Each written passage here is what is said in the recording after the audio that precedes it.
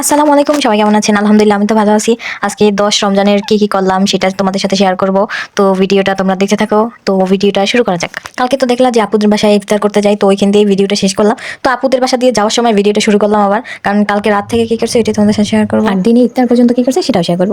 যাই হোক, আমি তোমাদের একদিন বলছিলাম যে আমার বোনের ছেলে দুইটা আমার অনেক ভক্ত, আমার ভিডিও সবসময় দেখে। তো এটি তোমাদের সাথে দেখো, ওরা সবসময় আমি যা ছাড়বো, যে কোনো ভিডিও ছাড়বো ওরা টিভিতে দেখবে আর আমার বলবে আন্টি তোমার অনেক সুন্দর লাগে, আন্টি কিউট আন্টি।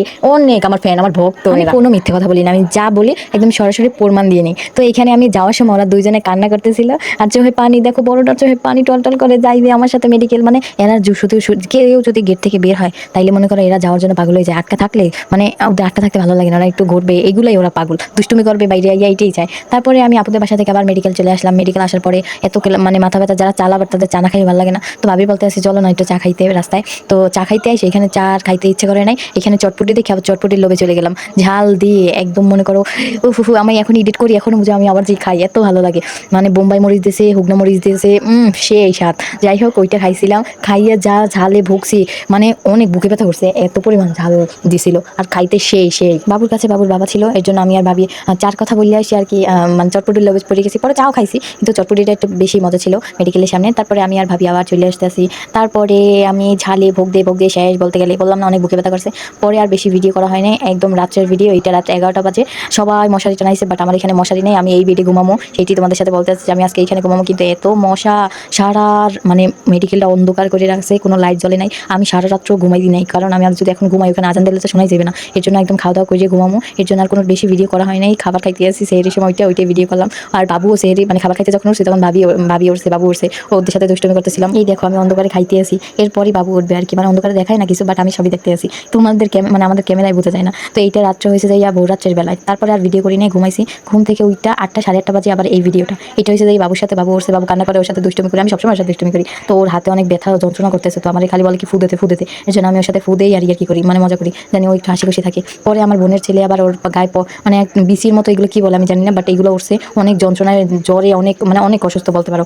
তো ওরা ডাক্তার দেখাইতে আসবে, তো ওদের কাছে চলে আসছে বাবুরে আর আমার কাছে রাখিয়া। তো এখানে এসে ওদের দুষ্টুমি ফাইজলামি করতে করতে দেখো কি ব্যথা, মানে কি পরিমাণ অবস্থা খারাপ দেখছো। আপুর দুইও ছেলের আর কি এরকমের, মানে দুইও আর তো শুধু পাও এখানে দেখা যায়, আরও আছে শরীরে আছে, ছোটটার আছে। মানে ওদের ঘরে এবার লাগিয়ে রয়েছে, এত ওষুধ খাইলো, এত কিছু হয় না। শেষমেশ এবার মানে শেষবারের মতো আইছে, জানি এগুলো যায়, দেখেন কি অবস্থা হয়েছে। তারপর বাবুদের সাথে ওইখানে 12:30টার মতো ছিলাম। এখানে আবার বাবুর কাছে আইসি, আবার বাবুর কাছে আসার পরে মানে ওখানে সব কাজ টাজ করে এখানে সবাই আইসি, আম্মু আইসে, আব্বু আইসে, ওরা আপুরা সবাই মিলে আর কি এখানে কথা বলে, বেলুন আনছে, মজা আনছে। তো বাবুরা মজা খাইতেছিল। সবগুলো যদি একখানে হয় তাইলে মনে করেন ঝগড়া মারামারি সব আছে।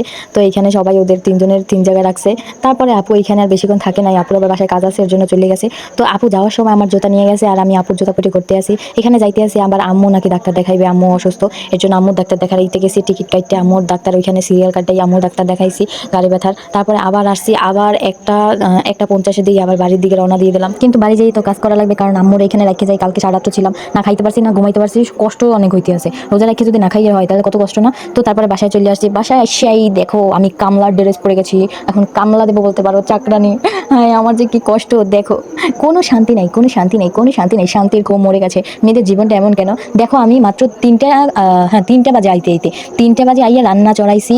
আর কি বলবো, এই কাম ওই কাম, মুরগি ছাগল হাঁস সব আমার দিকে তাকাই রয়েছে, ওদেরকে কখন খাবার দিব। আম্মু ডাক্তার দেখাইবে দেখে সব ফালাই রেখে, মানে ফালাই না, অর্ধেক কাম করছে। বাট এইগুলার আইসে দেখি ঘাস দেওয়া লাগবে, ওদের দোকান লাগবে, মানে সব কপি দেওয়া লাগবে। তারপরে ওদেরকে খাবার দিতে হইবে, তারপর রান্না করতে হইবে। আমি একা ঘর কুড়ানো, পানি আনানো, তালবানি, মানে যত কাজ আছে বাবা, কি প্যারা, আমার কলজিটা বাইরেই গেছে বলতে পারো। রোজা রেখে তার মধ্যে তো কালকে খাইতেই পারিনি। যাই হোক কি করার, তারপর আমার জন্য আবার ইফতারি গুছানো লাগবে, নাহলে তো আমি কিছু খাইতে পারবো না। আজকে অনেক ভাজা পোড়া খাইতে ইচ্ছে করে, তার ভাবতে আসি তাড়াতাড়ি ভিডিও টিডিও না করি আর সব কাজ করি। এই যে ভাত এখন চড়াই দিই, আমি এখন সব কাজ শেষ করবো। তারপর ভাত হইতে তারপরে আমি রান্না বান্না সব গুছামো, ইফতারেরটা গুছামো, তারপরে সব গুছানো কমপ্লিট। আর আমি তো ভিডিও বেশি করি নাই, কারণ আমার অনেক কাজ করতে হবে। কাজ তো ভিডিও করি না, যার কারণে দেখাইও নাই। সব কাজ শেষ করে এখানে আমি ইফতারটা গুছাইতে আসি।